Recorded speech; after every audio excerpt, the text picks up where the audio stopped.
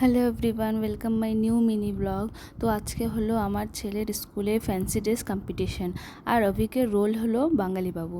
তো বাঙালি বাবু সাজার জন্য আমি ধুতি পাঞ্জাবি নিয়ে রেডি। অভিকের স্কুলে কিছুদিন আগে কালচারাল প্রোগ্রাম ছিল, তখন আমি ধুতি পাঞ্জাবিটা কিনেছিলাম। এই পাঞ্জাবিটা কিনে দিয়েছে অভিকের ঠাম্মি মার্কেট থেকে, আর ধুতিটা কিনেছিলাম আমি মিশো থেকে। মাত্র 199-এ খুব ভালো এসেছিল ধুতিটা, পরতেও কোনো অসুবিধা হয় না। এলাস্টিক দেওয়া আছে দেখে দেখো কি সুন্দরভাবে প্যান্টের মতো পরিয়ে দেওয়া যায়। তো ধুতি পাঞ্জাবি পরানো কমপ্লিট, এবার হেয়ার স্টাইল করতে হবে। তো আমি ভেবেছিলাম মাঝখানে সিঁথি করে আঁচড়ে দেবো, বাট ছেলে মাঝখানে সিঁথি কিছুতেই করবে না। ও বলে মাঝখানে সিঁথি করলে নাকি ওকে লেডিস হয়ে যাবে। তো আর কি করা যাবে, সাইডে সিঁথি করে আঁচড়ে দিলাম।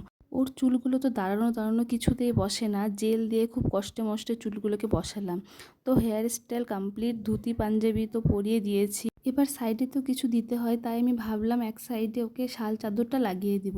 বাট যে গরম পড়েছে ও তো অস্থির হয়ে যাবে, তাই সাইডে ওড়না লাগিয়ে দিলাম। ওর ধুতির সাথে যে ওড়নাটা এসেছিলো সেটা খুব ছোট, তাই ওর দিদির একটা ওড়না লাগিয়ে দিলাম। এবার গলায় একটি চেন পরিয়ে দিব, এটা হলো ওর ঠাম্মির চেন। প্রথমে তো চেনটা পরতেই চাচ্ছিল না, পরে কোনো রকম বুঝিয়ে সুজিয়ে পরিয়ে দিলাম। এবার আসল কাজ হলো মোচ আঁকা, যেটা তো সে কিছুতেই করবে না। কিভাবে যে ওকে বুঝিয়ে সুজিয়ে মোচ আঁকা হলো সেটা আমিই জানি। তো মোচ আঁকতে গিয়ে আমার হাতটা খুব কাঁপছিল, তাই ননদকে বললাম মোচটা এঁকে দিতে। মোচটা আঁকতে গিয়ে যে সে যে কতবার থামলো, খালি বলেও সুড়সুড়ি লাগে। তাই দেখো ওর মোচটা একদিকে সোজা একদিকে টেরা হয়ে গেছে। এবার কপালে একটা লাল টিকা লাগিয়ে দিলাম, সিঁদুর দিয়ে দিলে তো নষ্ট হয়ে যাবে, তাই ফেব্রিক দিয়ে এঁকে দিলাম। দেখো আমার বাঙালি বাবু রেডি। তোমরা অবশ্যই কমেন্ট করে জানিও আমার বাঙালি বাবুকে কেমন লাগছে দেখতে। তো ওকে রেডি করে আমি নিচে নিয়ে গেলাম। ওকে তো রেডি করতে আমি পুরো হাঁপিয়ে গিয়েছি। দেখো ছেলের কাণ্ড, এত লজ্জা পাচ্ছে যে ঠাম্মি দোকানে আছে, তাও ঠাম্মির সাথে দেখা না করে চলে গেল।